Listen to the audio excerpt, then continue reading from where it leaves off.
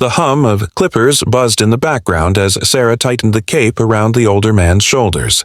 His name was Joe, a Vietnam veteran, with a weathered face that spoke of years spent in service and sacrifice.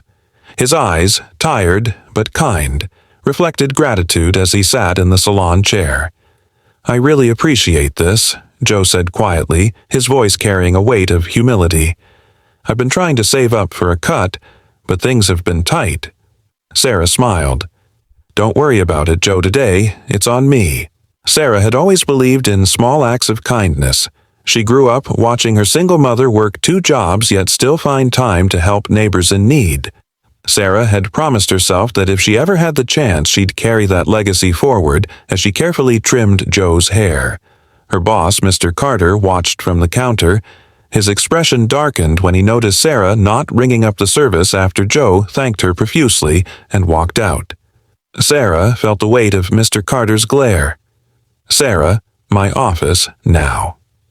Behind closed doors, Mr. Carter didn't mince words. "What you did was unprofessional and against company policy. This is a business, not a charity." Sarah's heart sank, but he's a veteran. He couldn't afford it. "I don't care." Mr. Carter interrupted, his voice sharp. "This isn't your decision to make. You're fired. Pack your things." Sarah left the salon, tears welling up in her eyes. She didn't regret helping Joe, but the sting of losing her job was undeniable. She sat on the bench outside, wondering how she'd explain this to her husband, who was already working overtime to make ends meet.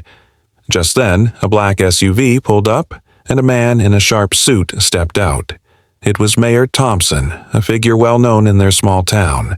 Sarah wiped her eyes, confused, when he walked directly toward her. "Are you Sarah Miller?" he asked with a warm smile. "Yes, that's me," she replied hesitantly. "I just spoke to Joe. The mayor explained he told me what you did for him today, that small act of kindness meant the world to him. People like you are what this community needs more of." Sarah blinked, stunned, "Thank you." But before she could finish, the mayor turned toward the salon.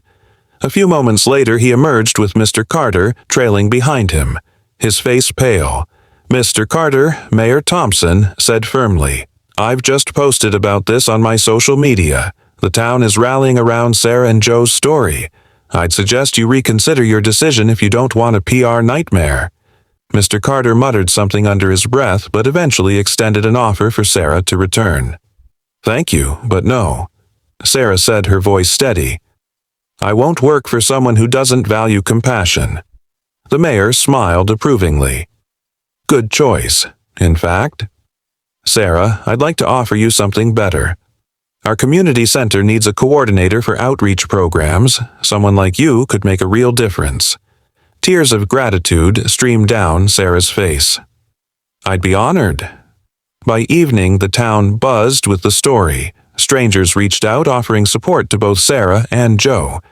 Donations poured into veteran organizations inspired by the simple haircut that started it all.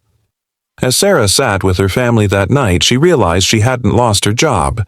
She'd found her purpose. Sometimes standing up for what's right can lead to something far greater than what you leave behind.